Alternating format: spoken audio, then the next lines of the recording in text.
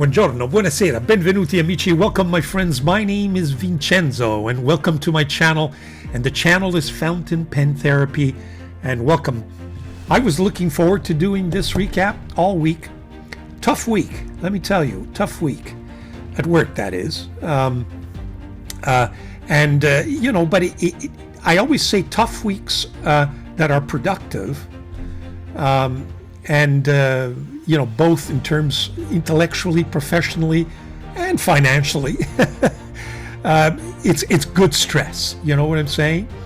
When you own a business or a law firm or a professional firm, the worst part of the stress is when the phone doesn't ring. But when it rings too much, I always say that's good stress. And it was good stress this week. So looking forward to this recap. Got nice things to show you. Again, we're going to take a look at the market, see what's there. It's as usual. There's not too much, but there's enough. There's enough. I've got some new stuff for you in terms of paper, inks, and writing instruments. We're going to take a look at some YouTube reviews. We're going to take a look at my currently inked and what I'm going to ink for next week. And, we're approaching the summer, so things are going to get lighter. And, we're going to maybe enjoy our pens outdoors. And as you know, I'm a golfer, so the golf season is well underway, enjoying that. Vacations are coming up soon as well for all of us, or some of us. And, we take 1 week at a time. And so without any further ado, here is Fountain Pen Therapy's weekly recap for June 29th. June 29th. God, it's my anniversary. Wedding anniversary 2025. Stay tuned.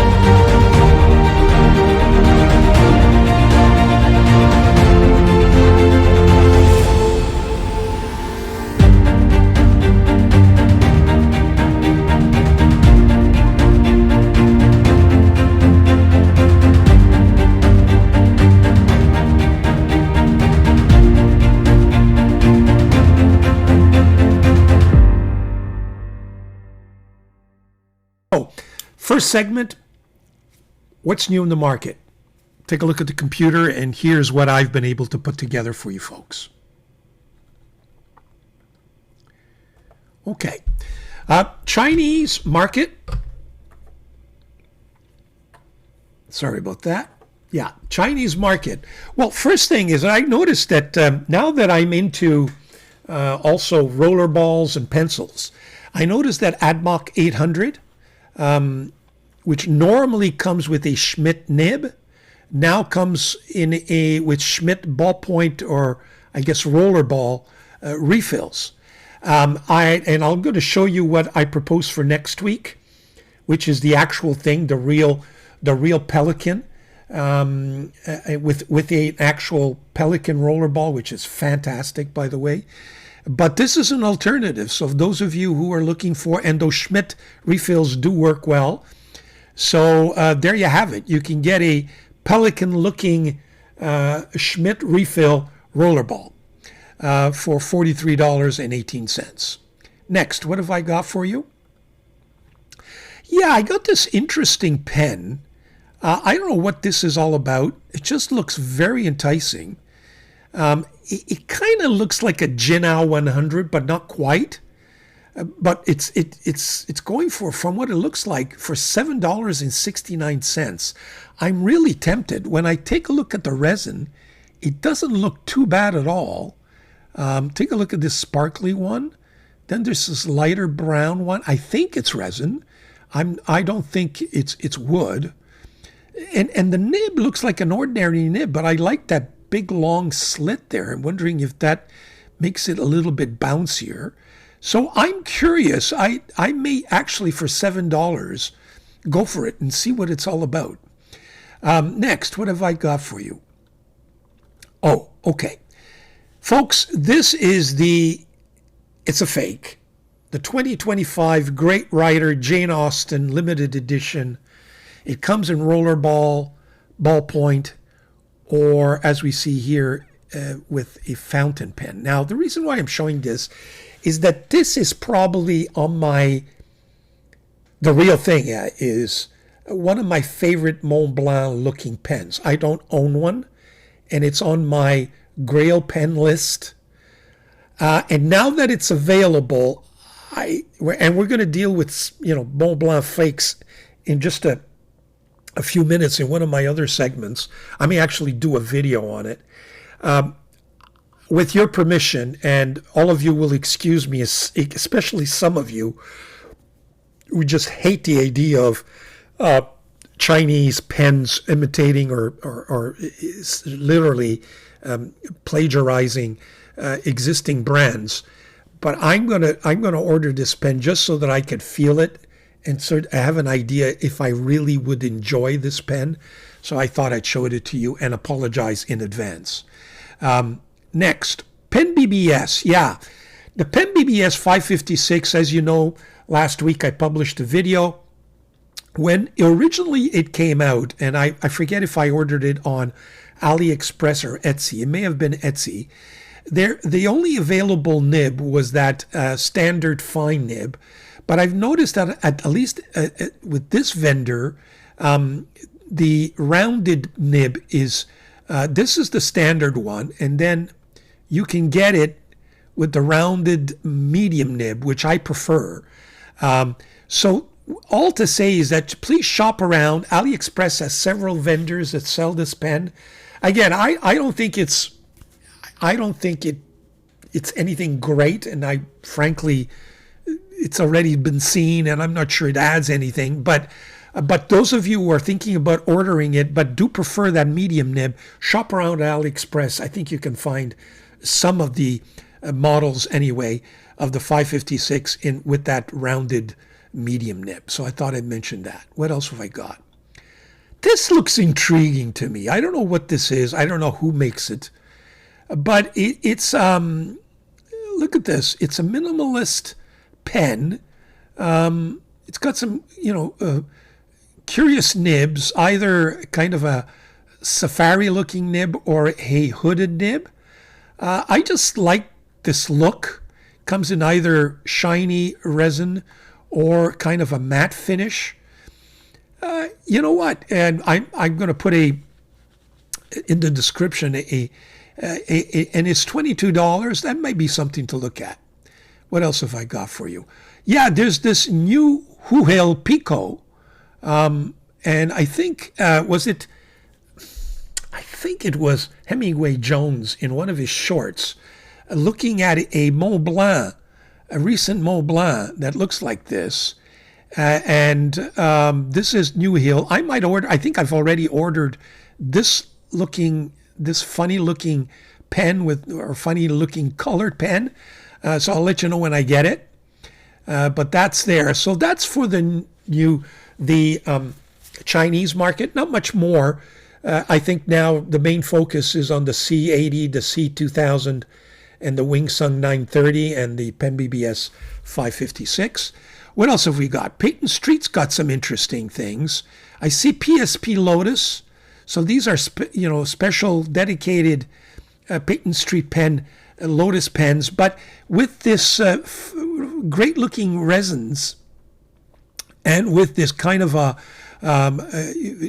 Schaefer, not kind of, with Schaefer nibs. So that may be of some interest. They also got some interesting Parker 51 pens that you may want to take a look at. So that's Peyton Street. What else have I got here? Leonardo has come up with these new special edition ebonite pens, which are always fun. So that's something. Again, take a look at this price tag. It's just 647 euros in Canadian. that is roughly $1,000. And again, I'm just mysteriously looking for an answer as to whether or not that Vincenzo nib is indeed a in-house nib. According to inquiring minds, it is. I've asked them the questions, and apparently it is, but I'm not convinced. And there's no way to reach Leonardo. I tried on their site. They don't have a kind of a contact. At least I couldn't find one. If you guys know how, let me know, because I'd love to actually ask them the question. But there you have it. New arrivals at Goulet. Some interesting Monteverde. I don't give enough, attention to these Monteverde nibs, or Monteverde pens. They're at $92. They're essentially, I think, Chinese made. But they're starting to be in the same, they used to be overpriced compared to Chinese pens. But now, given that Chinese pens are getting more and more expensive, these Conklin and Monteverde pens may be something that we should be looking at as well. But one of the real reason why I wanted to show what new arrivals at Goulet pens is they have this kind of Superman Ferris wheel press new inks. I don't think the pen is worth mentioning, but the inks are, because they're in 20 milliliter bottles, and they finally have a bottle that makes some sense. So I may order these 3 inks, this darker blue, red, and lighter blue. I thought I'd mention that. And they also have the new Edelstein Pelican apricot ink. So that's something that I would recommend you take a look at. And if I do get those inks, I will, of course, review them on the recap. What else have we got? Talk about inks. Van Dieman's on Paint Chalet have this new ink, which is called the Natura Dualis. I think these are these chromo, what are they? Let me just check my notes. Chromo shading inks. I'm not a great fan of these type of inks. I think they're too light for me, but I know that some of you are. And you do benefit from a 10% discount if you use my special code. So Van Dieman's has come out with this new collection of inks, and those may be of interest to you. And yes, they're chromo shading inks, which unfortunately are not my favorite. What else have I got for you? Oh, Atlas Stationers is having a sale. What they call their, what is it? They call their last extra savings. What do they call it? Summer. No, they have new arrivals. First of all, they got a bunch of Benu pens. And then I noticed that on their website now, they have these interesting way of dividing their shop by category section. And we have the last chance sale. That's it. Extra savings. There may be some pens there that may be of interest. What's always funny about these sales is that I wouldn't say they soup up their prices, but they're comparing it to the suggested retail price, and then all of a sudden you see this big discount. And I'm not sure that that's fair, but I'm not accusing Atlas of doing that. But just be careful when you do shop around. But I know that Atlas generally does have these last chance sales, and sometimes you might be interested. You might find a pen there of some interest with an interesting price. So there you have it. I thought I'd mention Atlas. So that's it for what's new in the market. And stay tuned for my next segment as to what's new in the Fountain Pen Therapy Studios. Be right back. Okay, so what's new in the Fountain Pen Therapy Studios? What have I got for you this week? As usual, we'll start with some paper. Okay, I've got a notebook that I ordered from AliExpress, and you will forgive me, I should have been prepared for this. I just want to give you the price that I paid this notebook. $16.41 is what I paid for this notebook. Right here. We'll go to my overhead camera and we'll show that to you in just a second. We will set it up. Okay, here we go.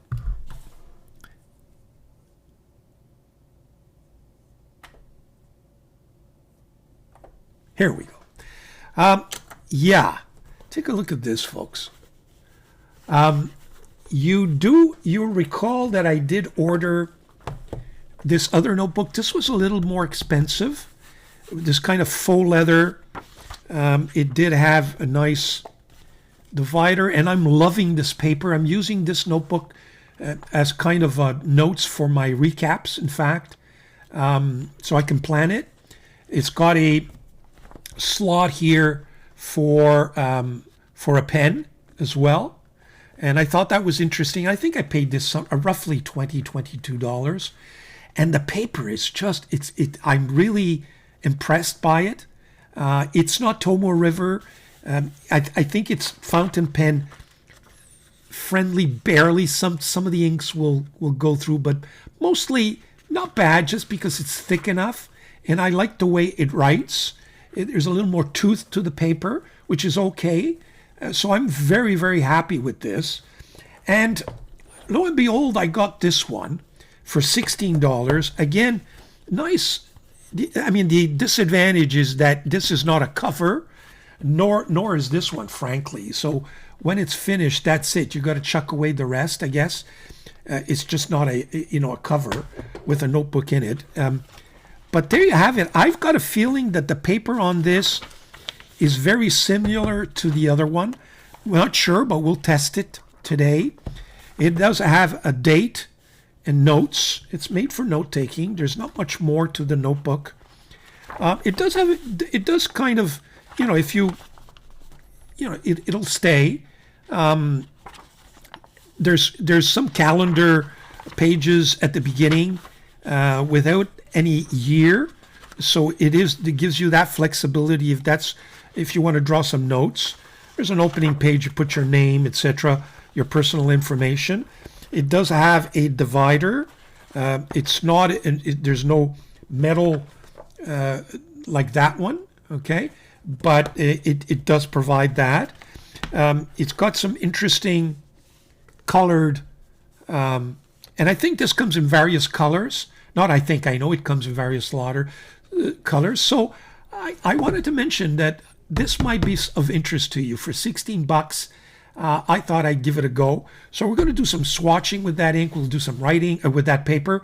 We'll do compare it to Tomoe River, and we'll do some writing on it as well. And we'll kind of assess whether or not it may be worthy of consideration. So here, there's no name. It's referred to as Scumader Student Stationery A5 Vintage Notebook Student Thickened Leather Diary Embossed Craft. So as usual, some funny descriptions there, but it is A5. I'm not sure if they offer the A6. They may even offer an A6, but there you have it. So that's the paper for this week. So next, that's the paper. Now, what about inks? Okay, it's not inks that I've necessarily purchased this week, but I figured I've got so many that I figure I share some of these with you rather than keep buying new ones. I've got 600 bottles to show you. So a little bit of time, we'll go through my collection and of inks that I think are worthy of consideration and that you may be interested in. So what are we going to look at this week? Well, here they are. They're the Ackerman inks, if you will, in those nice, huge, beautiful bottles. So here we go. We've got one, we've got two, and we got 5 of them this week. I figured I'd show you all 5. It's a little more swatching, but that's okay.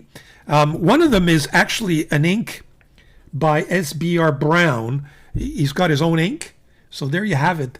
The nice thing about this is that it has this kind of a ball up here. Actually, let me show you one where the ball is there. You see the ball? And it's huge. And what you do is you reverse it, and it fills it, this area. It fills it up so you can ink your pen. So I think that's ingenious. Beautiful bottles. And we have a couple of browns. I've got a green, I've got a blue, and I've got a red. So those are the inks that we will be swatching this week.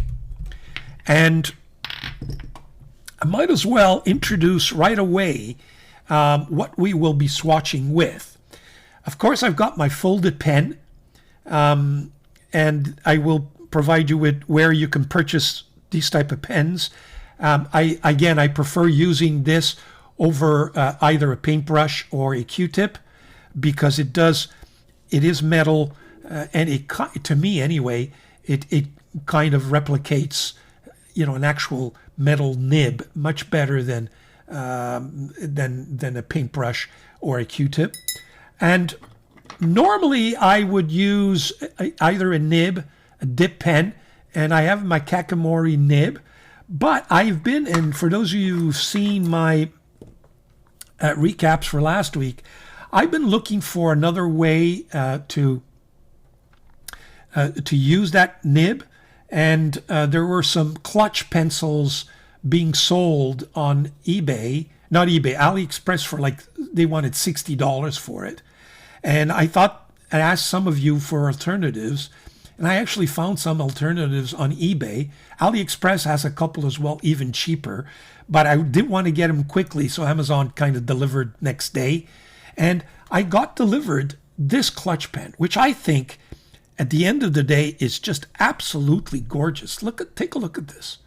I paid this $16, $17. I believe the link to this will be in my Amazon storefront. It does have these huge pencils, so this will serve as my pencil for the week. And at the same time, so let me just remove the nib. Take a look how big this nib is, or this lead, which is just huge. And I will be removing this nib and using it in this clutch pencil. And this will be my swatching tool, or the helper for my swatching, so I can identify the inks. Huh? What do you think, folks? Isn't that beautiful? I think this is a much better clutch pencil than the one being sold for like $65 or something. And like I said, you can probably find some for like as cheap as $7, $8 on AliExpress. Some of you recommended the Kaweco clutch pencil, which is again $30, $40, $50, but you can get some cheaper ones, and I found this to be just exquisite. Look how big it is, huge. Just to compare it to my Pen BBS 556, it's bigger. Compare it to my look at this. Compared to my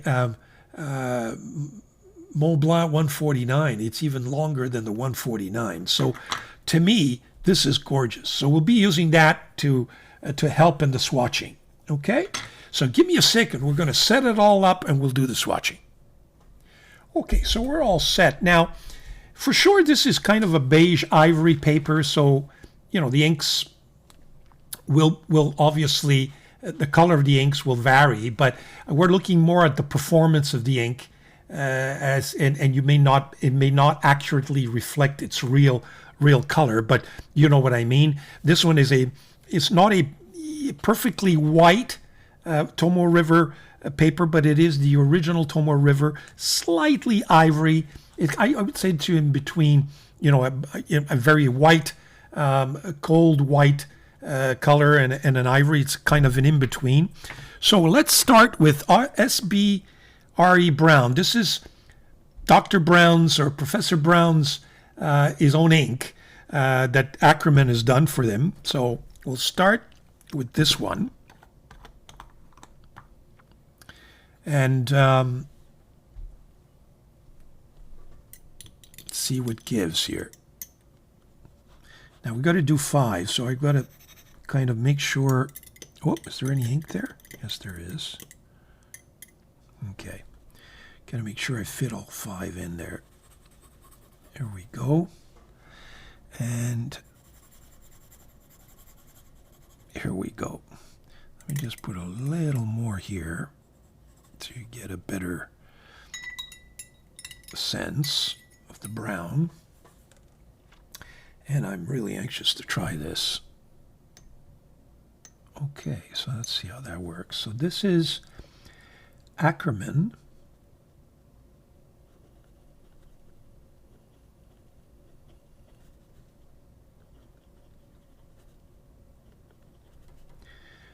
Ackerman, and it's SBRE Brown. Have they given it a number? No, they haven't. Okay.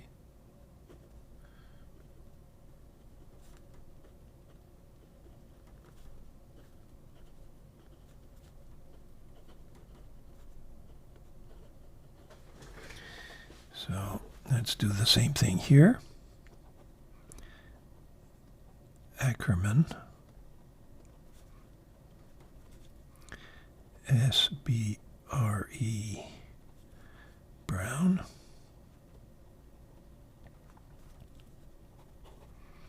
And just a few more words just to give you the sense of how this ink actually, beautiful brown ink. Got to say, it's a lot darker than appearing in the camera. Camera kind of gives it a, a brightness that's not there in real life. But it's just a gorgeous, gorgeous brown. It's got to be amongst my favorite brown inks. Let's compare it to the other brown that I have, and this is called it's number 22 on the Ackerman list. Oh, I've got to put some ink in that reservoir. Okay, let's swatch the second brown. Just one next to the other will give you, a better sense of comparison.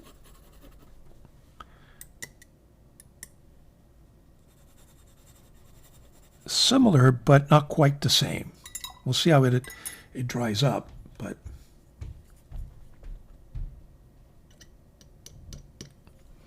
so this is Ackerman. Whoa, but too much.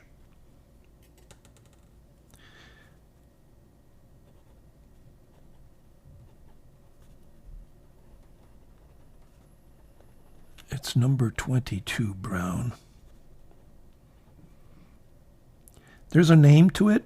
I don't know if it's in German or in Dutch, which I cannot pronounce nor write. So we're just going to stick to number 22.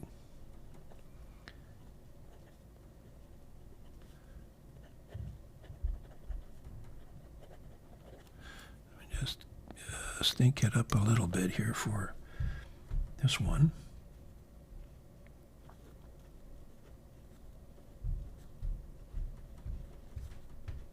Notice some feathering there, but that's because I blotched just a big blob, but much less where I'm just writing with the pen normally and applying a normal amount of ink. The feathering appears to be much, much less. Okay, so we'll swatch that. So that's the second brown. I do have a third one, but I decided not to include it in the whole matter. Let's do Shocking Blue. That's number 5, Shocking Blue. This is a color that normally should bring out a lot of sheen, as you could see, even just in the cap. I recall that this, whoops, let me just wash that up. It's leaking. Let me just, here we go. Okay, recall that this ink had quite a bit of sheen. So it would be a good test to see if the sheen shows up in this Chinese notebook. Okay, so that's Shocking Blue.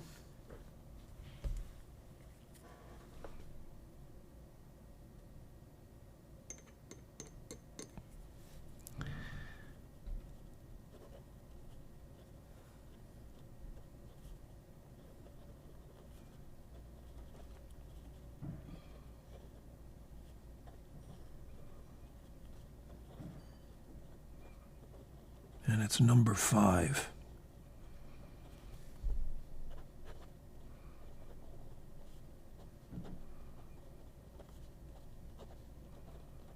Yeah, I really like this. Whoop, not enough ink. There we go. I really like this clutch pencil.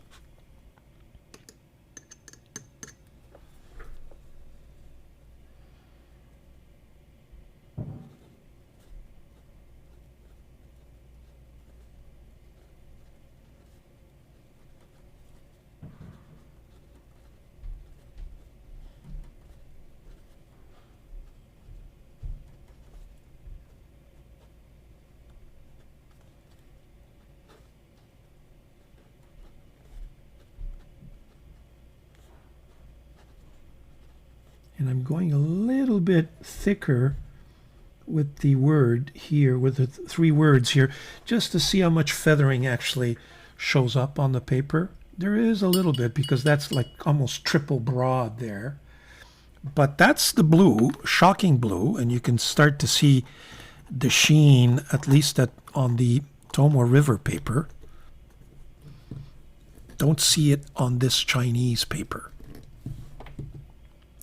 Next will be Chinatown Red. Oh, let me just turn, put some ink in that reservoir.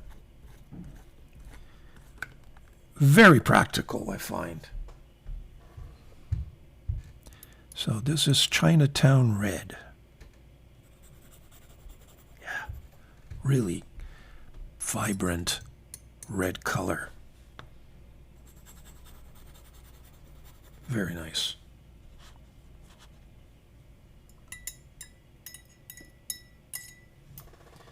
So we'll do some dipping here.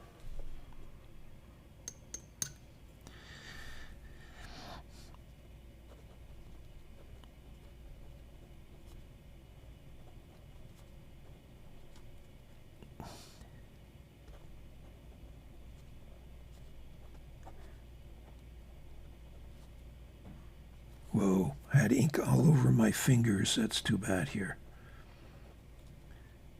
And it's number 21.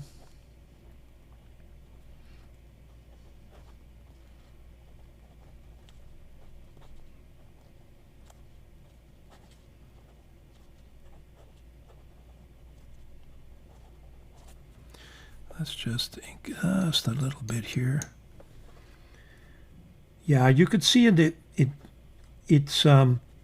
is feathering where the ink is very thick. Ackerman, China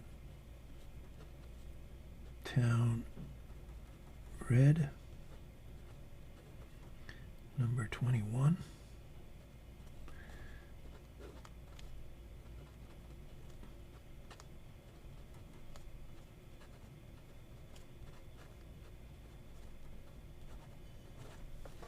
Okay, so there you have that. So far, it does not appear to be too bad, but it's not great either. This may be a notebook that's just made to write with. You know, obviously you can't play with, you know, sheening inks and maybe even shimmering inks, you know, or bad behaved inks. You'll definitely see an issue there. The next one is kind of a green. So they call it Beniweg Gone, but it's a green, number 25. Beautiful. Kind of has a bluish tint in it, kind of a tealy green, as opposed to just a straightforward forest green. There's a little more of a bluish tint in this green. So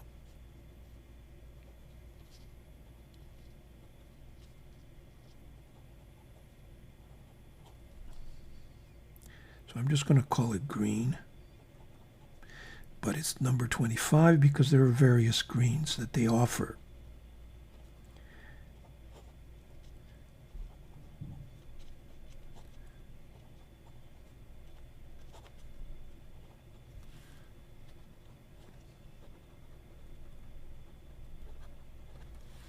Okay.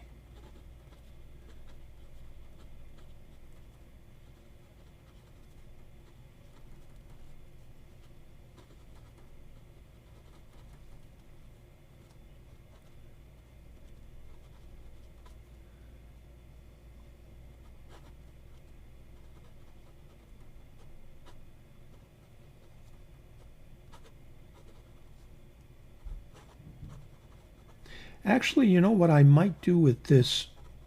Here we go, it ran out of ink. With this clutch pencil is because, you know, if I use it to ink, then it's going to get dirty and stuff. I might order two.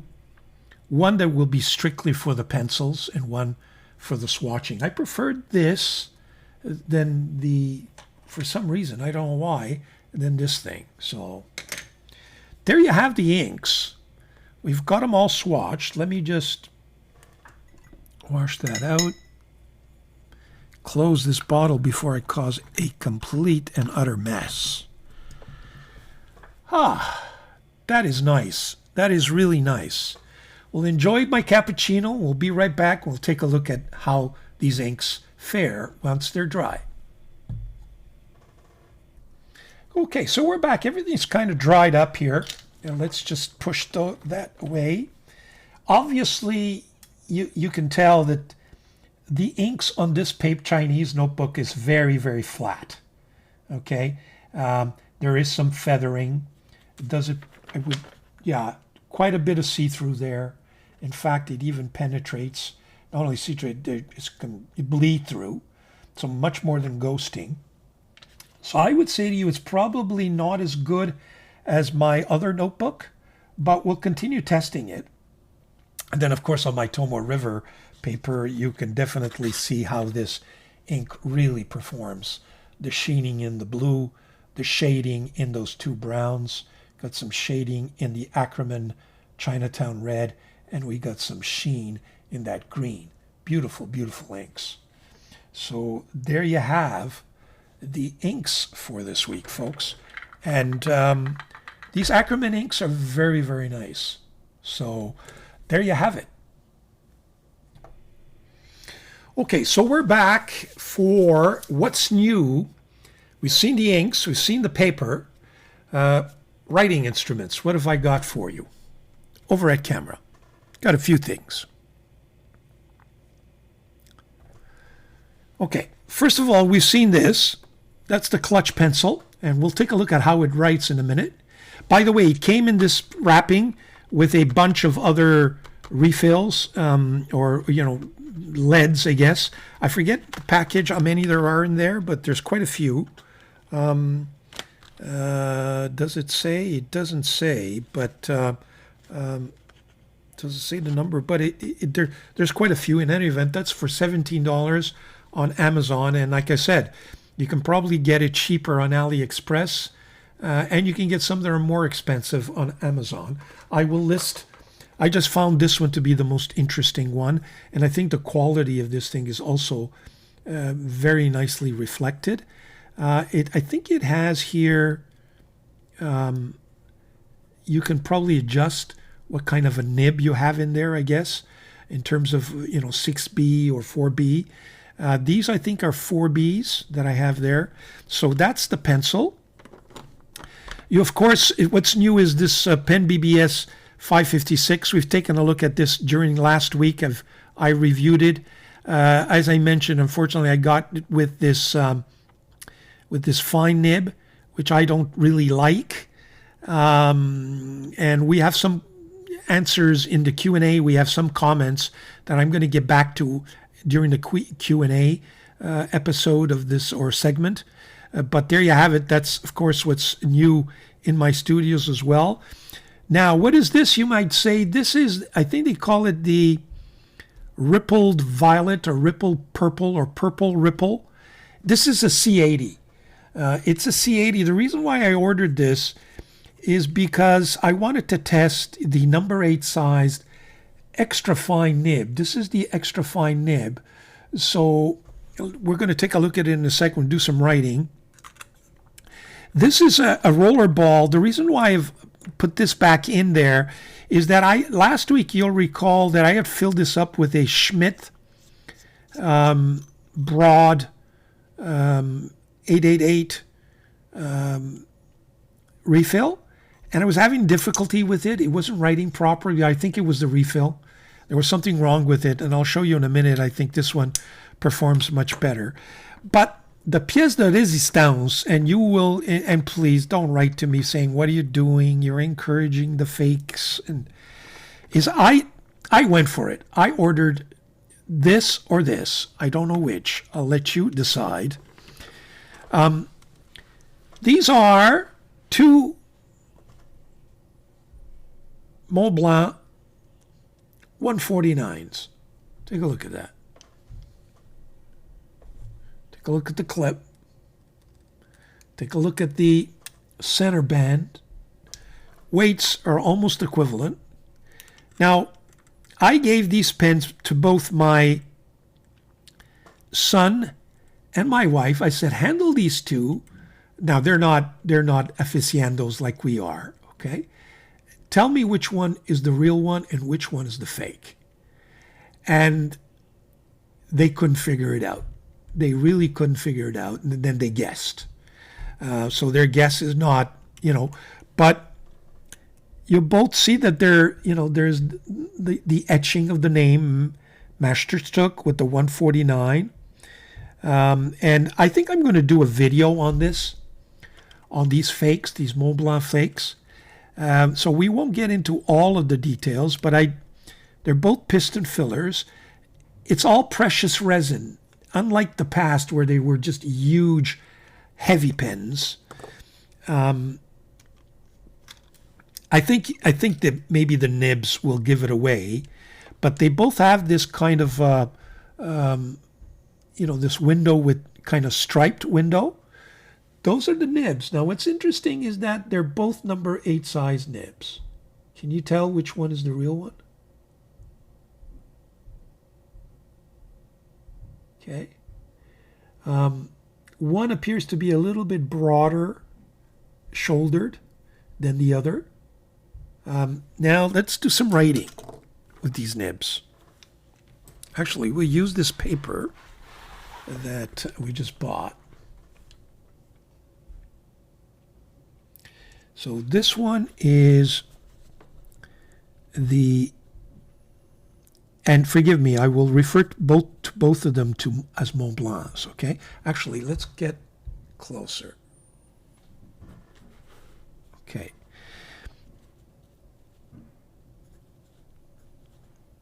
Mont Blanc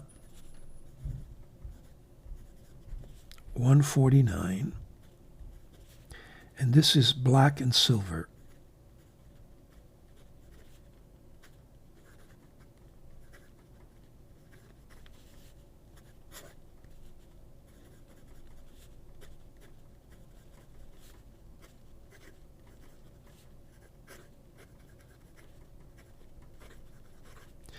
This is I would say, fine. It's very smooth.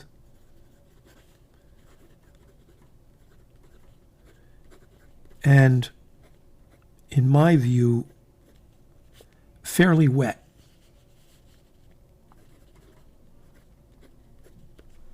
Okay. Even on this paper. And so far, this paper is handling it pretty nicely, I would say. So that's the Mont Blanc Black Silver. Now this has been opened. Hopefully it has not dried up on me, but this is the Mont Blanc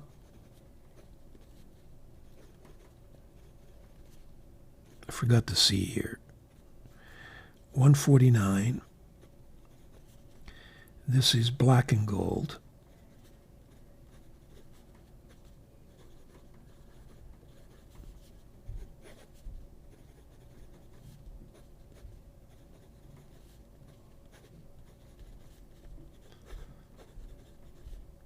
Should have used the same inks, but they were all filled. This one was filled already, so fine, but this is a medium.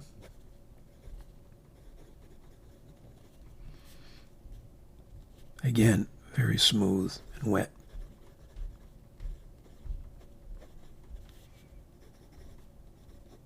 I mean, this is, you'll get a lot more ink here because it's not a fine, it's a medium. So actually, there you go. It didn't really spill too much, but, I'm out of focus or okay, here we go. So there they are. I got to tell you, I'm extremely impressed. In fact, to the point where I can screw in the silver barrel, I've screwed in the gold, and in the silver cap, I've screwed in the silver or the gold barrel. So they're interchangeable. It's that good, okay? Which is not good news for Mont Blanc, and it's not good news for those of us who should not be encouraging. Vincent, you're encouraging fakes. I just want to make the point that buyer beware, but I paid this 50. Actually, I'll put the price. I think it's anywhere between 50 and 60 Canadian. This is the fake. The black silver is the fake. The gold one is the real thing. I paid the real thing $1,200 Canadian. So how do these people now the nib on this one, as pretty as it is of course a steel nib. It's not a gold nib. But even the feeds, folks, take a look at the feeds. Very similar. Not quite, but very similar. Okay? The size is very similar. Everything, the section is very similar. The grip is very similar. They're both piston fillers. I mean, I got to tell you, I'm very, very, very impressed. So I think I'm going to do a video, and there's other comparisons, and there's still garbage out there. I showed you last week this. I think this is a William Shakespeare, okay, which is utter garbage, okay. It's heavy, it's steel. It doesn't work. It just all over the place. So these are the garbage imitations, if you will. But this one, I wasn't expecting it to be that good, I got to tell you. But, in my detailed review maybe, or video talking about these fakes, you'll actually measure the weight and all the rest of it. But I got to tell you, very difficult to tell them apart. Very difficult. There you have it. So that's that. Now let's take a look at the pencil. Here's the clutch pencil. I love this huge lead. Writes really smoothly.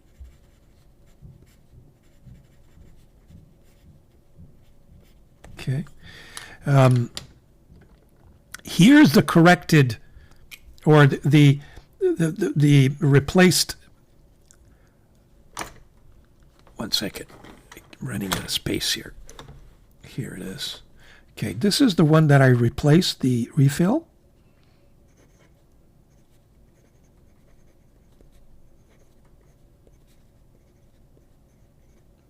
So this one is not skipping on me like the other one. So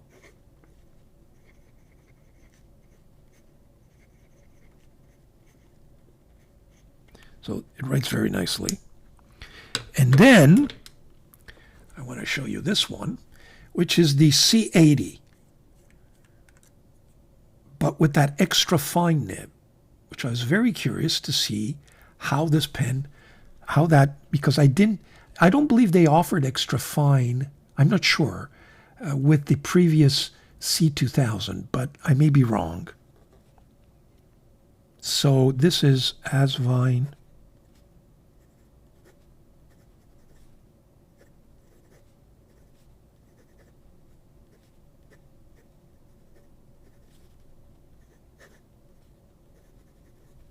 Now, I think for an extra fine, it's fairly thick and wet. And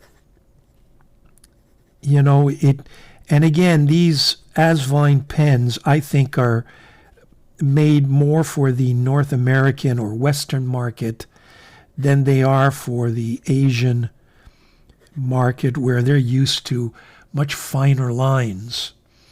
But this nib is absolutely smooth, consistent, and I would say to you, springy. Okay, on this paper, it doesn't appear. Let me get you Tomoe River paper. This is Tomoe River paper. You can see that on Tomoe River paper, it appears a little finer because in this, there's maybe some feathering in this paper. Whoa. Okay. You see the line is much thinner. Line is much thinner. But you can see I can push it very, very wet. And there is some line variation that I can get out of that nib.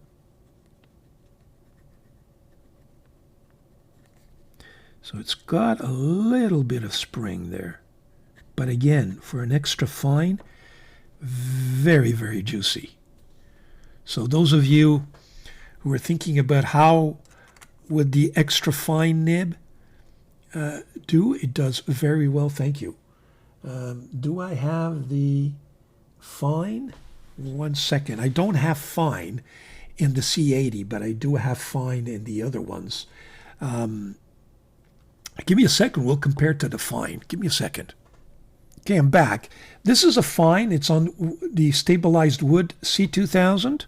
Hopefully this will write because it's been sitting in my drawer for a while, but there we go. That proof that it is, no, the drying issue has been resolved. So you can tell this is fine, and it is thicker than the extra fine. But in my view, writes very, very much like a medium.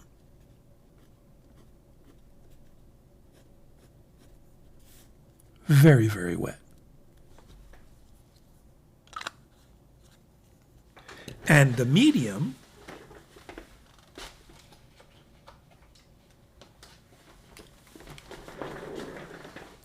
I believe that the medium is in my,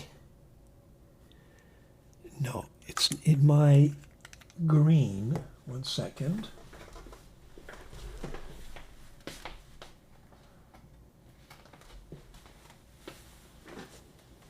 Sparkly or shimmering green, I think it is, as a medium. Yeah, that's the medium. Let's compare it to the medium. Yeah, just a little bit more.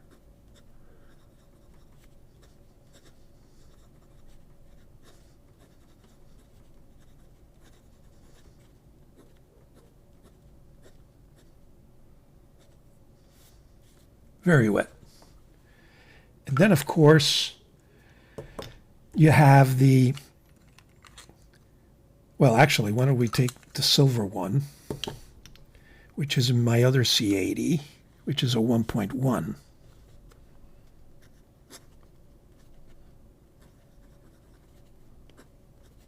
Which is even thicker.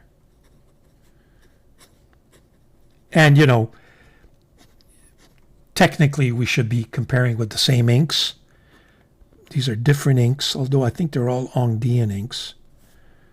Very wet. So you could see the extra fine, the medium. So this is extra fine. This is the fine. This is the medium, and this is the 1.1 stub. Definitely a difference. But all very juicy, great nibs. Great nibs. And these nibs may very well make these pens the Chinese pen of the year. Stay tuned for that, folks. Stay tuned for that. So there you have this week's gems, if you will, that we've gotten for you. We've got the ink, we've got the paper, we've got all those writing instruments. We'll be right back with the next segment. Okay, so these are my currently inked for this week. We had a Faber-Castell pencil. We have a Lamy rollerball with a sticky kind of barrel. By the way, I did pass over the barrel with an alcohol swab. It did remove some of its stickiness. You were gentle and not gentle. You were nice enough to suggest all kinds of solutions, and I'm going to look into them. For the time being, it's not as sticky as it used to be, but I realized that I've removed some of that layer that's on there. I don't know what it is. So I've got to finish the job, so to speak. And then, of course, I had it was Jinhao week, and I added to the list, or to my currently inked, this pen BBS. I wanted to test it during the week. So let's do some writing. And we'll do some writing on that notebook that we just bought, because I seen some ghosting and I saw, how it reacted to the ink. But on the other hand, it may be better than meets the eye, but look at that. I mean, the bleeding went right through almost two of them. So it may not be as good as the other ones. So let's start with this Lamy. This is the Lamy rollerball. By the way, this rollerball broad is just fabulous. Very nice. So let's take a look on the other side. Yeah, there's some ghosting. That's that. Let's take a look at this with my 9019 with some red ink in it, number 8 size nib. So this is the Jinhao 9019.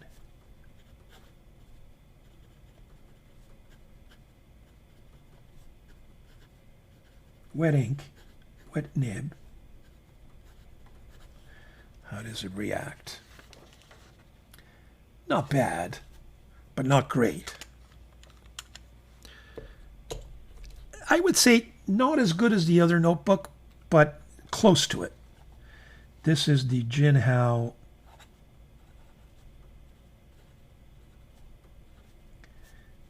X159. Different ink. Actually, this may be Santorini from Pen BBS, which is an ink that has a tendency to go right through. There you have it. Not bad, but not great. Oh, by the way, I did want to mention that this Pen BBS, which when I tested, appeared to have a leaking or a potential drying issue, but all week never gave me a problem. And it sat there for a week at one point before I started using it. Let's see. There you have. So, Pen BBS 556. It's writing really nicely, actually.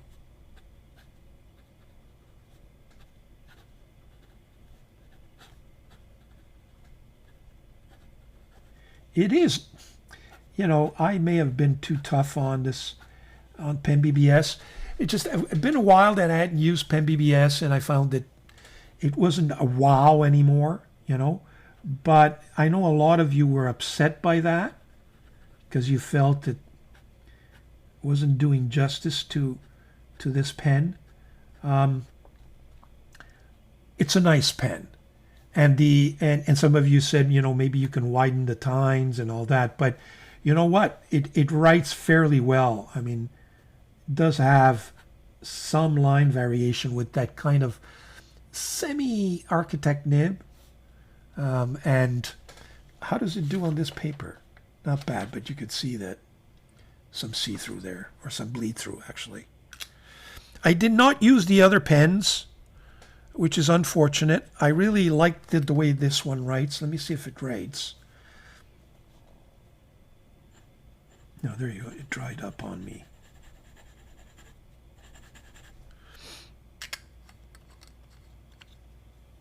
how did the Jinao 10? Not bad, actually. It didn't dry up. So, nice pen. Yeah, nice idea of mine, but I wasn't thrilled with my choice to the point where I didn't use any other pen other than those two huge number 8 nibs. This is number 6 with the 9016, or is it the 9013?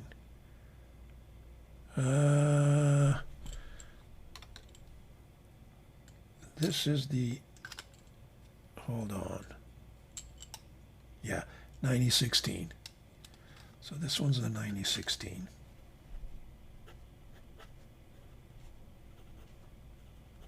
That's a nice nib.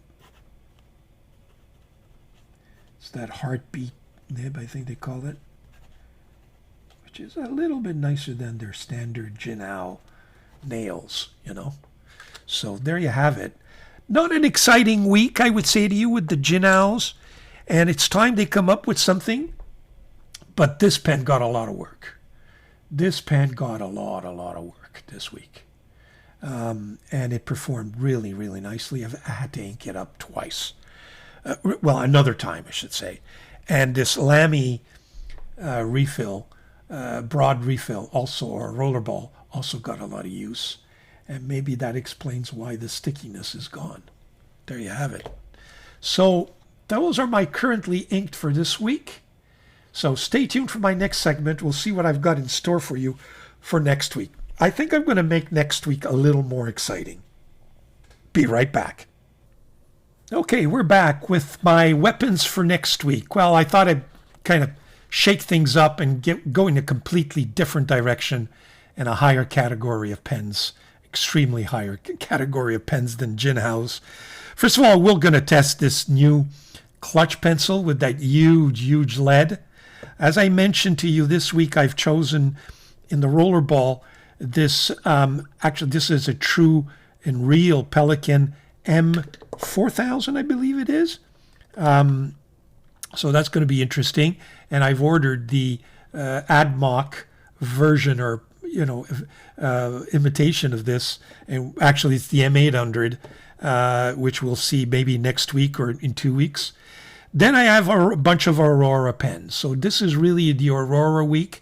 I've added a couple there at the end, but it's Aurora week for me. You've got this original 88, the large version, with an original fine nib, which were much thinner, to the point where I thought I had a flex nib, and then a viewer explained to me that because it's a little vintage, it's an older pen. Originally, Aurora used this very thin-tipped fine, which had a tendency to kind of break on people or bend. So they eventually changed it to make it a little more resistant. But it writes beautifully, I got to tell you. Then I have my Optima Sole Mio. I have my Talentum medium. This is a fine. Then I have my Flex. I have 2 ballpoints, vintage, or they may not even be vintage. I think they still make these pens, but kind of a thin. 2 Auroras there. I've got one silver and gold, and the other one, both barrel and cap are in the silver color. I've got my Aurora Ypsilon, and then I'm going to, test the C80 with that extra fine nib. I've got my Montblanc 149 Chinese version, and I did have another one, and in fact, it was another Optima. Aurora Optima, the Nero. And what happened when I went to just twist open, it cracked on me right there. It's just snapped, that was a pen that I got at Atlas Stationer's a sale. I had returned it because the nib was defective, and they got back to me really quickly. The company, Kenro, I think it is, the distributor, with a brand new nib, and I had to send back the pen because it just snapped on me, under warranty, I hope. and they were gentle enough, kind enough to accommodate me, send me information. So I've sent that back pen, and I'll let you know how it goes, if they honor their warranty or if there's a problem, and how long it takes. So that it's a good test. So I did start with 12, and I ended up with only 11 at the end of the day. But there you have it. So let's do some writing with these pens and show you why I think, we can love all these ASVINEs and all these Wing Sungs and all the rest of them, but ultimately, an Aurora is an Aurora, and there's quite a difference when it comes to writing experience. So let's start with this Aurora 88. Whoa, I haven't written with this one in a while. So this is a vintage, I would say a vintage 88, okay? And it's got that fine nib. By the way, the paper I'm using is a notebook that I reviewed last week, and which is recommended only for ballpoints and mechanical pencils. It's Sarah Perpanep, but you know what? I find it an excellent paper for even fountain pens. So that's what I'm using. But it has a tendency to have a little more tooth.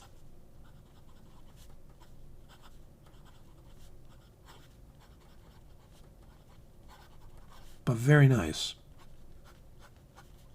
nonetheless. Okay, so that's the 88. Let's see how all these pen write, because I've inked this about a week ago, preparing for this recap. I'm hoping they won't disappoint. Can you hear that?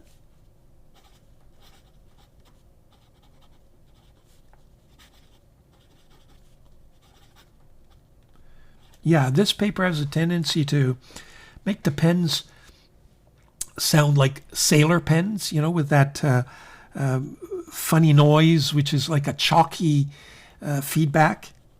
And this, again, is a fine nib. But, I mean, these pens is what made me fall in love with fine nibs, which I avoided like the plague before purchasing these gems. These pens made me realize they're all 14 karat. What is the Optima 18 karat? Let me just check. No, 14. Not the Optima, the 88, I should say. They're all 14 karat. This is a Talentum, by the way, which I recommend because it gives you the Aurora writing experience and that original nib, but a much cheaper price.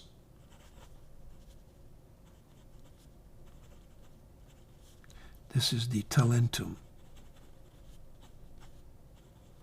And I've got a medium nib on this one. And I'm looking to buy an Aurora with a stub and with that Gocha nib, which is an architect grind, to round out my my collection. But I'm not in a hurry because I want to find a sale. I want to find them either the nibs I can get on Giardino Italiano once in a while on sale. I'm waiting for it. Or maybe used. There you go. Beautiful. Just a beautiful, beautiful pen, this Talentum. Comes recommended. Then I've got my Flex, which is a fine flex nib. Very nice.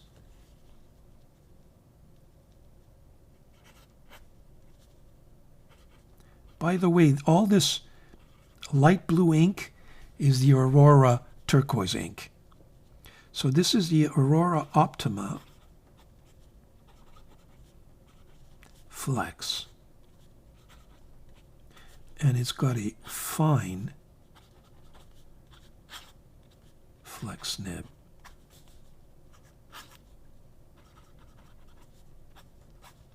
But, you know, it's a flex nib, which I would characterize as a soft nib. I suppose you can get, I think you have to know what you're doing, but you can definitely get some flex out of this nib. Just, I'm not a flex guy in terms of being able to use, but very, very wet. Very, very nice. These are the ballpoints. No, not the ballpoints. I said ballpoints, but they're not. They're actually fountain pens. Let me just see if this writes, because I haven't written. May not even be filled. This one's not. It's got cartridges, and sometimes the cartridge doesn't cooperate. Let me just see if. Yeah. Give me a second. I'm gonna kind of get it going again. I'm back. I primed it. I just dipped it in water. There we go.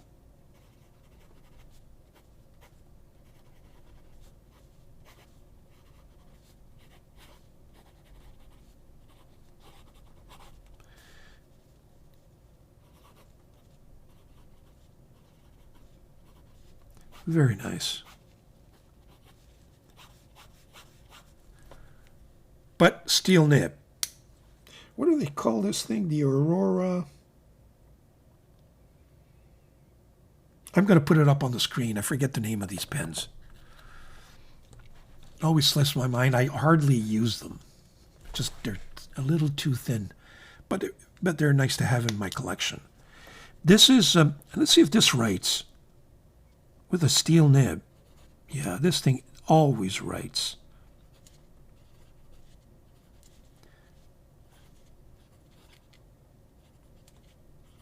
It's got a broad nib. Extremely smooth.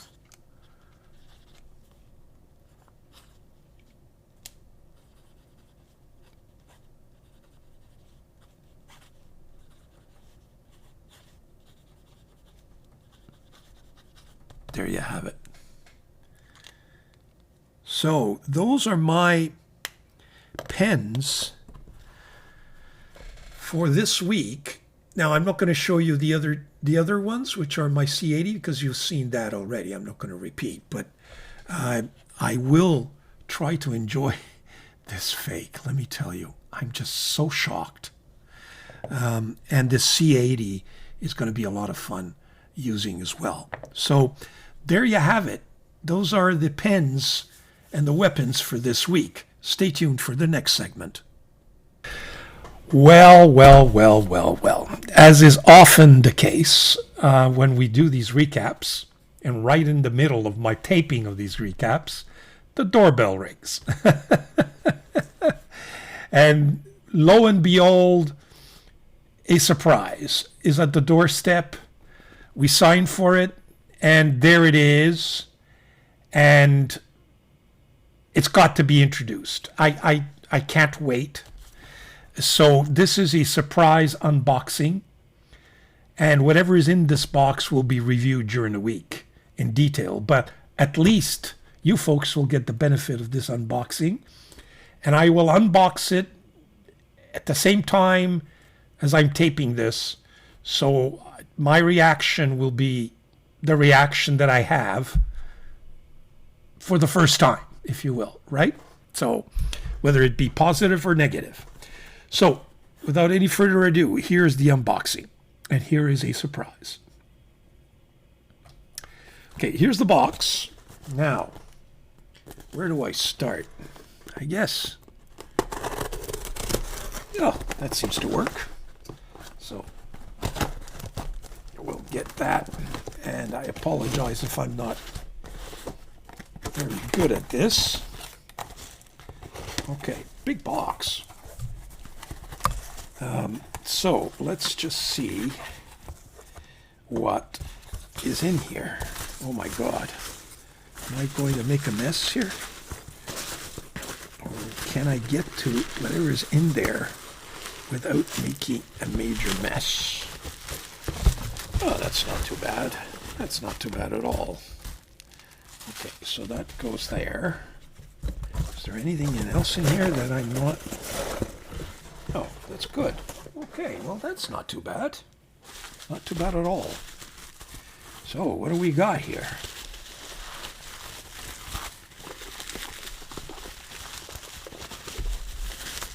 Okay. Ooh. It's a Delta product from my favorite pen company. Stilografiche artigianato italiano da oltre 40 anni. So, fountain pens, Italian artisanry, I guess, for over 40 years. Delta. Here we go. Yeah, that's it. Oh, actually, here it is. Fountain pens, Italian craftsmanship for more than 40 years. Okay, that's the proper translation. So there's a sleeve. And we have a big, big box here. And let's just see what's in here.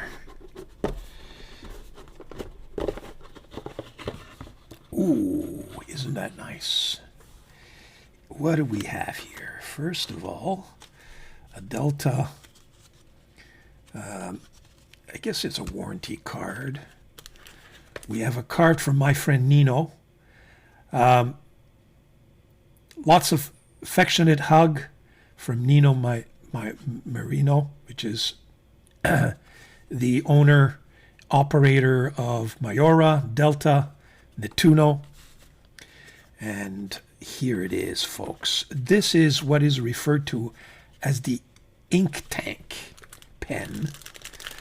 Let's see the colored, and he promised he would send me one for review. And yes, it's this beautiful purple one. Isn't that gorgeous? Wow. That is really, really nice. And what's special about this pen is that Delta has invented a new converter system, which is really a tank. So you can put lots of ink there, and I've got a spare tank to boot, I guess. Or is that same size? Yeah, I got to read the instructions to see how all this works. And, you know, whether this unscrews, and I don't want to really tinker with anything and then break things. That's a nice weight. Does it cap? Yes, it does. Wow, this is going to be fun reviewing it. Of course, before I review it, I want to make sure I understand it and read all the instructions. There appears to be an instruction booklet here that explains the filling system. But this is ingenious. It's a new filling. I guess must open up so you can fill it with ink. So you have two tanks, a spare one, if you really need one. I would imagine. Yeah, that's what this looks like. So this pen, you can bring on vacation. It will last you for the entire time, no matter how much writing you may. Isn't that ingenious? So my friends at Delta have done it again, folks. So I'm going to put all of this back and invite you to watch my video this Wednesday, where I will be reviewing this pen in great detail. And in the meantime, I will enjoy it and enjoy the surprise. Here we go. Okay, next segment, Q&A. I've got some very nice comments and questions that were put to me during the two videos that I published this week, and I thought I'd review some of them because I believe there may be of some general interest. So why don't we go to my overhead camera right away. First of all, I had introduced to you last week, I believe, is a series of pen trays that you can buy at either Penn State, they come in gray and black, or on Go Pens, which have all kinds of colors, blue, green, red, burgundy, black, etc. And one of the questions you asked was whether or not these pen trays can accommodate big pens. And I've got a series of big pens to show you that, these big, huge pens, this one here is the big pen. As you can see, it doesn't quite fit in there. It's the same size as a custom Urushi, the big one. This is a huge Ranga pen as well, Abhimanyu Grande, and as you can see, it just barely sits there. This is the new 930, which, as you can see, doesn't quite fit, and this is just one of the huge Rangas. Now, what about my 149? The 149 kind of sits there a little bit better, but again, doesn't go in all the way. My ASVINE C 2000 Ebonite does fit, but there again has a little bit of difficulty. And then my C80 just sits there. But if I take a, for example, a Pelican, where's my Pelican? M4000 or M2000 fits very nicely. If I take my Lotus, again, you know, has difficulty. The other trays that I have are, of course, these ones, which come, you know, in a much more and more expensive. Those will not have a problem. We'll have a problem with this Ranga because it just barely fits. But I mean, there you could see that it can accommodate even the biggest of pens, which is this, and even there, but, you know, yeah, it fits, but I mean, fits much nicer. So these are more expensive. I think 3 trays like this, they come in a box, will run you more like $100 Canadian, as opposed to some other trays that can accommodate those pen sleeves that I showed you, like this one. You know, this tray you can buy on, and you can see the wood. You can buy this on Amazon and fill in the trays yourself. But as you can see, these are my ASVINE collection, and some of the bigger pens have a some difficulty, but the 699 fits very nicely. But these 630s just barely fit. Okay, so there you have it. Yes, these pen trays work, but they're not as big as the tray that you'll find in this pen box, which is a lot more expensive. So there's a compromise to be had. That's the first question. Now, what else have I got for you? Let me just put that aside. Oh. One of you asked me, do you have any bad paper ink? I frankly never thought about that, and I've never tested. But my advice there would be that you use an ink that has a tendency to have a, you know, quick drying and medium or low flow inks. I found that the Urbain inks, not the anniversary inks, the ones I reviewed a couple of weeks ago, are fast drying, and I think can probably accommodate much better the bad paper. But frankly, I've not tested it. But if you guys have any suggestion for this viewer, you know, a bad paper ink, please don't hesitate. Send me your comments, and it can be shared with all of us. And maybe next recap, I'll give you the answers, and maybe do my own testing at that point. Yeah, the 139, Majon 139. Let me get it. Where's my Majon?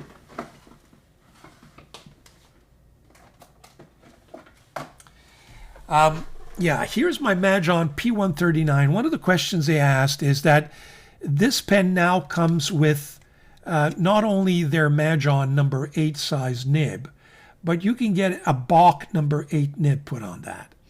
And I guess the question is, what is that all about? Well, I'll tell you what, I've ordered that Bach number 8 nib that's supposed to go with this pen.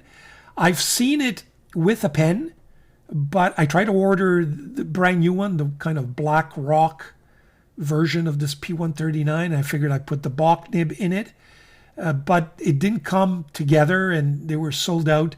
So I just bought the nib, and I will replace it in one of these pens. We'll test it. We'll see what gives, and I'll be able to give a much more detailed review of, a comparison between the Bach number 8 versus the Chinese number 8. Right now, the only Bach number 8 nib that I have is a titanium nib, and I thought it wouldn't be fair if I compared the titanium, pen or with a steel pen. I don't think it'd be fair. I think that Bach number 8 nib that is being sold with this P139 is a steel nib. So that'll be a much fairer comparison. When I get it, we'll get that done. What else have I got for you?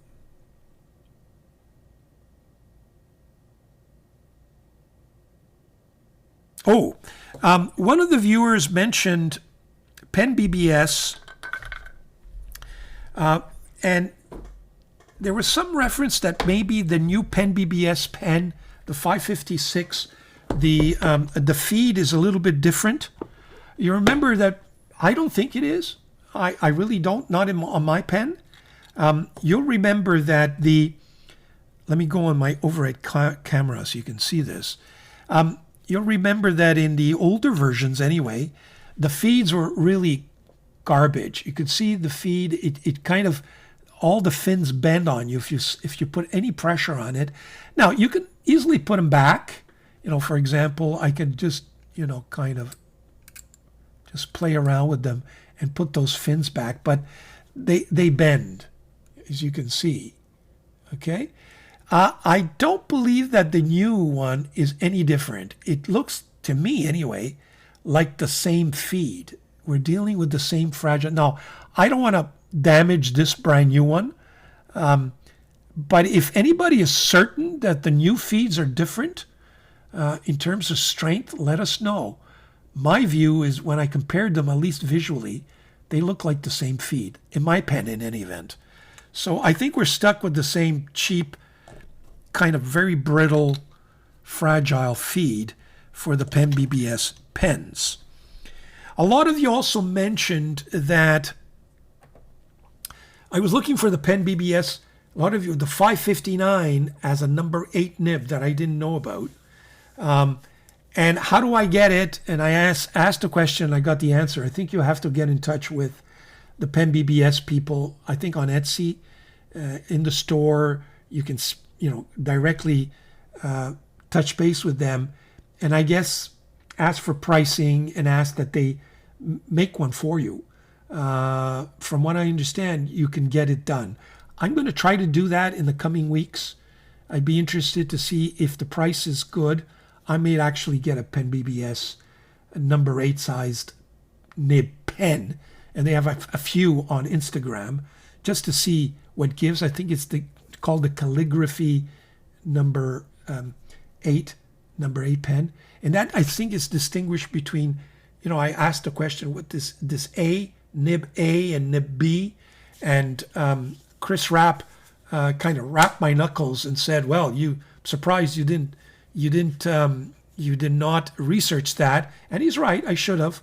And he pointed out, of course, that A I think stands for, and I forget which one, but A and B differentiates between a number 6 and a number 8 size nib. So there you have it.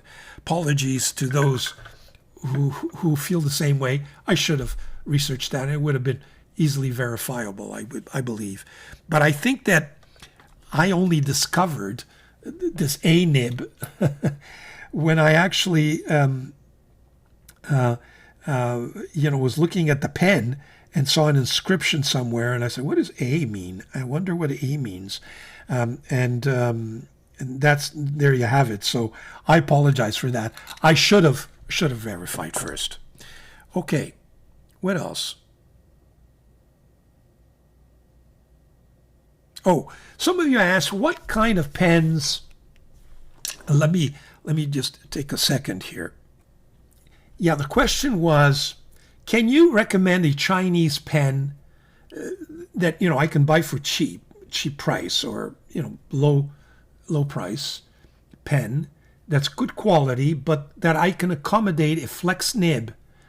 I don't know of any Chinese pens that have Chinese nibs that are flex nibs.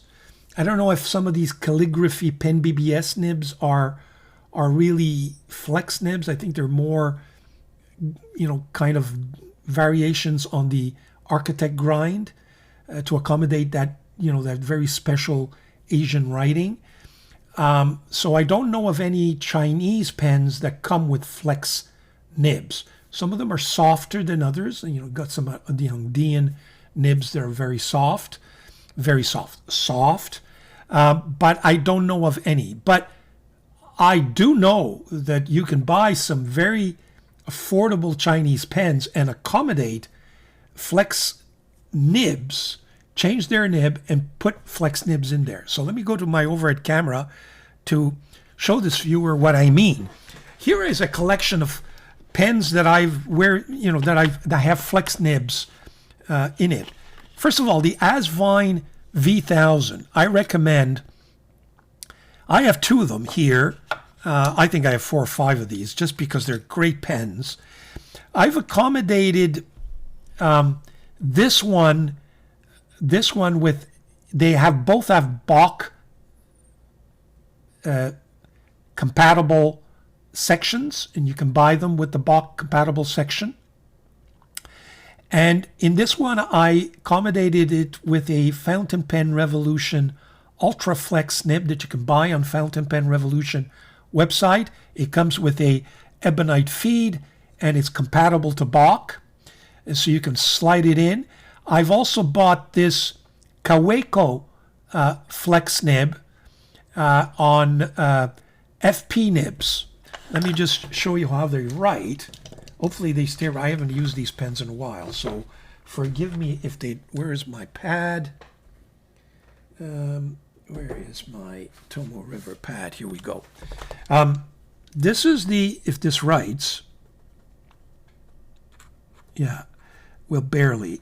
This is the ASVINE, yeah, you'll forgive me, the 2000 with the Kaweco. Yeah, it's not writing properly, but you can certainly put in, flex nibs in there, and you can try it out, even if they're different sections. Let me see if this ASVINE, yeah, you see this? That was the Kaweco. This is the ASVINE V200. Sorry, not 2000. V200 with a Fountain Pen Revolution Ultra Flex nib. So that worked. That worked for me very nicely. Thank you. That's one suggestion. Another one is, I took this Jinao 100 or Centennial pen, and I accommodated it with this is a cheap $20 flex nib, and I will put the name up on the screen. I forget what it's referred to. Let me see if it writes. Now, well, you know what? Let's dip it in some water. Should have done this before. See if it, prime it. Yeah, very nice. Take a look at this. So it's not ASVINE, but this is a Jinhao 100, and I've put in a nib that I forget but it's on the screen, which is very nice flex. Actually, it does flex very nicely. Thank you very much. So again, you can probably pick up this Jinhao 100 for less than $20 and put a flex nib in there. Another one that I've done is my AdMock M400.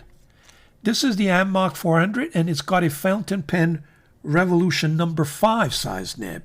I removed the Schmidt nib. Oh, again, let me prime it. Apologize. Let me see if it writes now.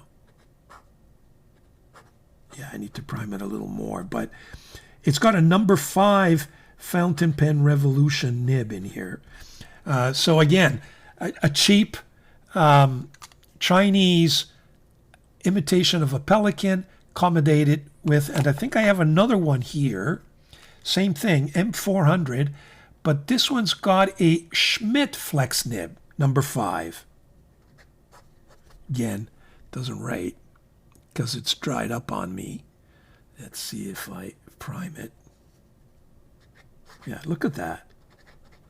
I mean, this is a number 5 And it's a Schmidt flex nib. Now, you folks might say, wait a minute, do they have a flex nib? No, they don't. But I got this on FP nibs. They modified it. What they did is they just cut a slit. See the slit? Right down to the end. And cheap pen accommodates a...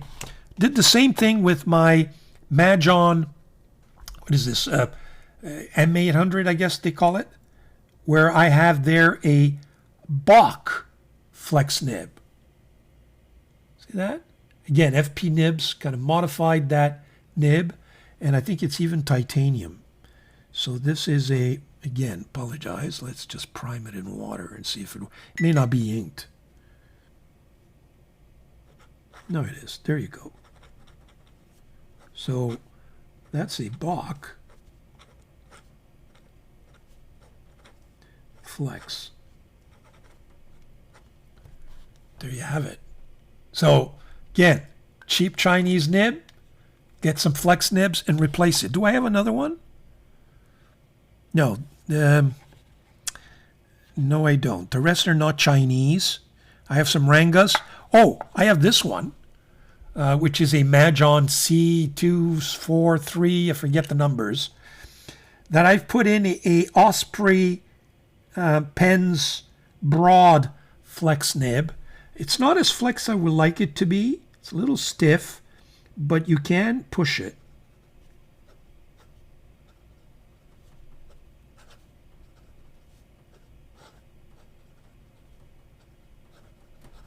There you go. So very nice. It's Osprey nib. You can get it on Osprey pens and just fit it into whatever pen you wish, frankly. I've done, I've put a flex nib in my Delta Duna. Okay, this is the nib from Blue Pen, I think it is.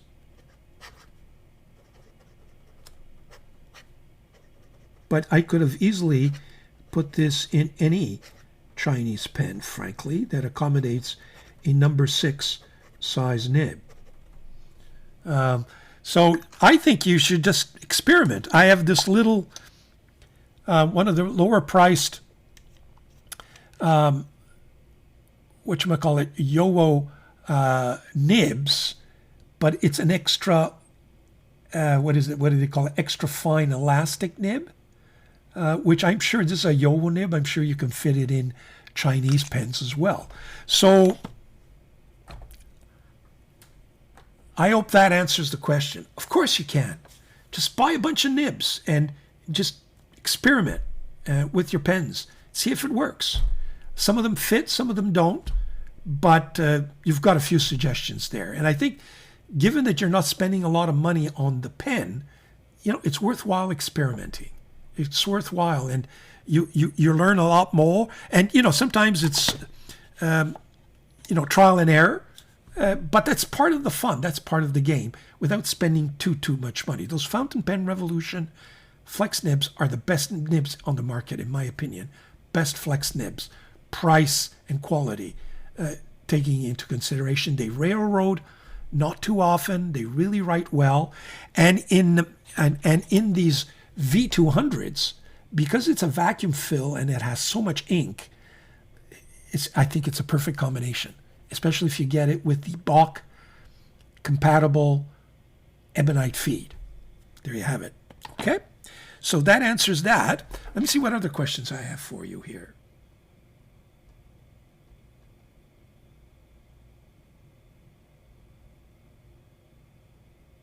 No, that's it. That's it for this week. I think I've covered all bases here. Some of the other questions I had listed, I've answered in a previous segment. So there you have it.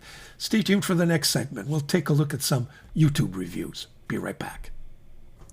Okay, so for my final segment, which is YouTube review, what do we've got on YouTube that's interesting? Well, first of all, in terms of other reviewers, here there's a series of videos that I think are interesting that I would recommend. First of all, there's Dr. Brown, SBRE Brown, who pronounces himself on the is #1 Chinese fountain pen.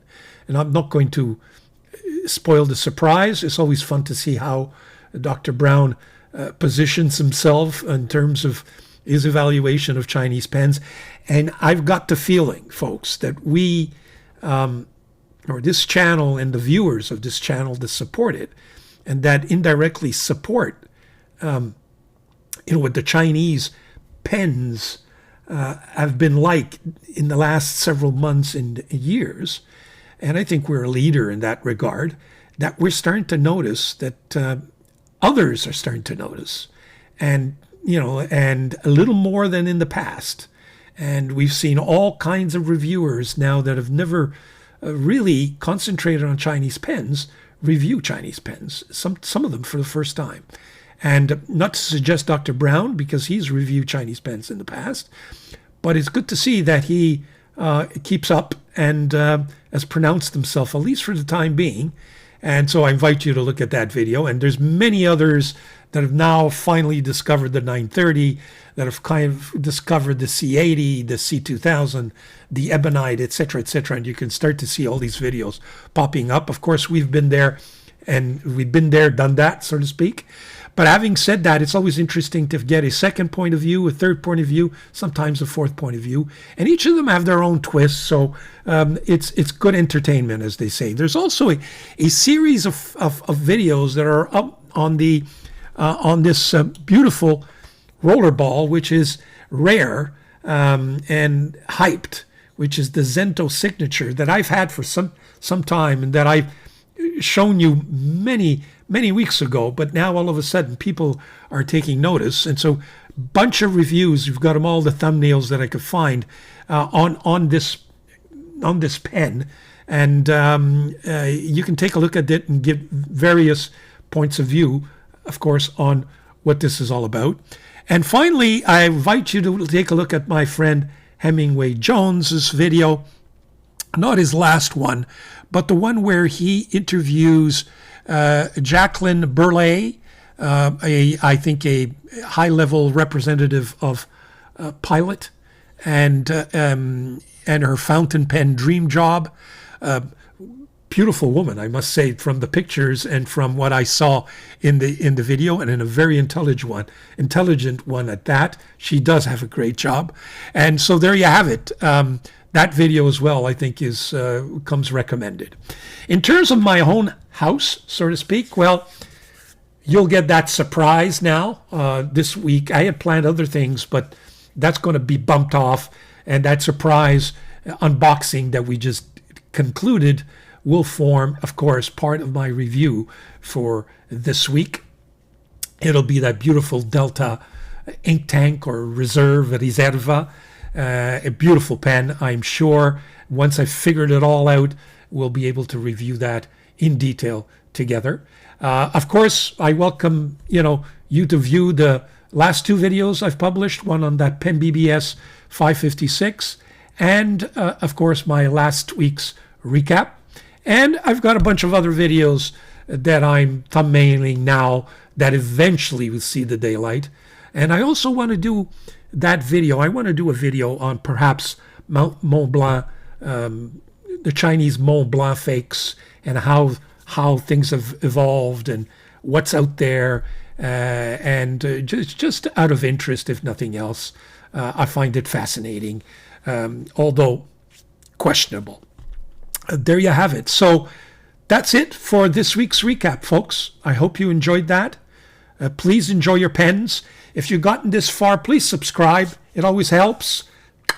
Ring that bell, say likes or dislike to let me know why, and subscribe. It costs you absolutely nothing, and you'll be advised when a brand new video of mine is published. And if you get fed up with me, you can always unsubscribe. So it doesn't cost a thing. It's a no-brainer in my mind.